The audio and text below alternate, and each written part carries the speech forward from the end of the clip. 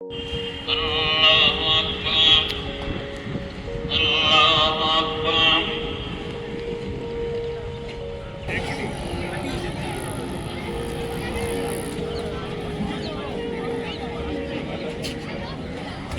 Indians are my brothers and sisters. அடடா, எங்கேயோ கேட்ட மாதிரி இருக்குல்ல.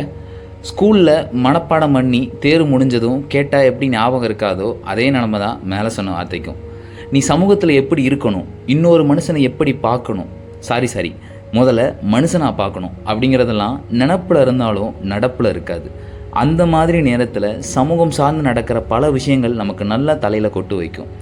அப்படி ஒரு விஷயந்தான் திருவல்லிக்கேணி வாலாஜா பெரிய மசூதியில் நடக்கிற இந்த முக்கியமான விஷயம். காயிதே மில்லத்தின் சாட்சியாக நிற்கும் இந்த மசூதி ஆற்காடு நவாப்புகளின் நிர்வாகத்தால் இயங்கக்கூடியது. ரமலான் பண்டிகைக்கு நோன்பு திறக்கும் ஒரு மாதம் முழுக்க நோன்பு திறக்கும் மாலை வேளையில் இஸ்லாமியரின் கரம் பற்றி நோன்பு உணவை 37 வருடங்களாக தந்து கொண்டிருக்கிறார்கள் சென்னை மயிலாப்பூரை தலைமையிடமாக கொண்டு செயல்படும் சூஃபி ட்ரஸ்ட் நிர்வாகத்தினர். சூஃபி ட்ரஸ்ட் இந்தியாவில் சிந்து மாகாணத்தில் வசித்தவர்கள் சிந்திகள் என அழைக்கப்பட்டனர். காலப்போக்கில் பல்வேறு ஊர்களுக்கும் இடம்பெயர்ந்தனர். அப்படி சென்னையில் இடம்பெயர்ந்த சிந்தி மக்கள் எல்லா மதங்களையும் அரவணைக்கும் சூஃபியசத்தை தழுவி அதன் பெயரிலே அறக்கட்டளை நிறுவி ரம்ஜான் நோன்பு உணவு வழங்குதல் உள்ளிட்ட பல்வேறு சேவைகளை செய்து வருகிறார்கள்.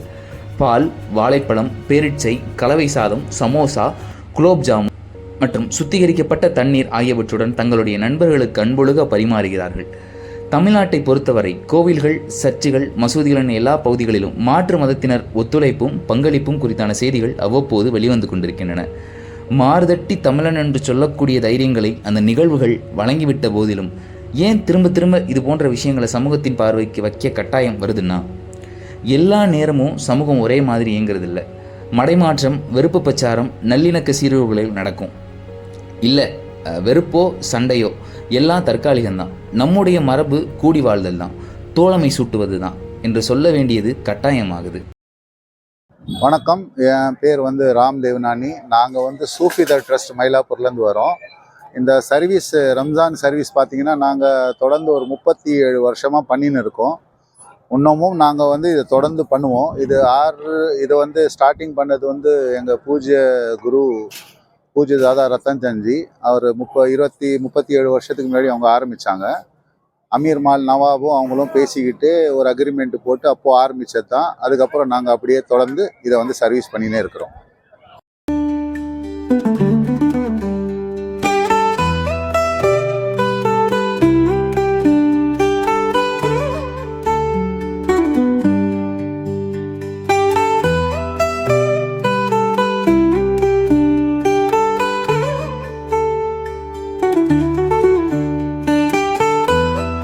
நம்பிக்கைகள் வேறாக இருக்கலாம், சடங்கு முறைகள் வேறாக இருக்கலாம், வழிபாட்டு தலங்களின் கட்டமைப்புகளில் மாற்றம் இருக்கலாம்.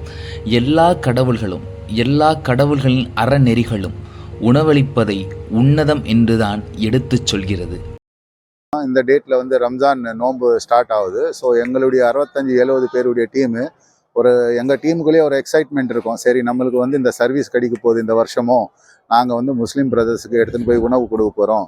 ஸோ டே 1லேருந்து நாங்கள் அவங்களுக்கு சர்வீஸ் பண்ணுவோம். அதே மாதிரி எங்கள் டீம் எல்லாருமே ஹாப்பியாக அவங்களுக்கு ரொம்ப டீசெண்டாகவும் மகிழ்ச்சியுடன் நாங்கள் சர்வீஸ் பண்ணுவோம். அதே மாதிரி முஸ்லீம் பிரதர்ஸ் அதை மகிழ்ச்சியுடன் ஹாப்பியாகவும் எடுத்துப்பாங்க. ஸோ இது எவ்ரி இயர் நாங்கள் எதிர்பார்க்கறது ஹிந்து அண்ட் முஸ்லீம்ஸ் பிரதர்ஸுக்குள்ள ஒற்றுமை அண்ட் லவ்.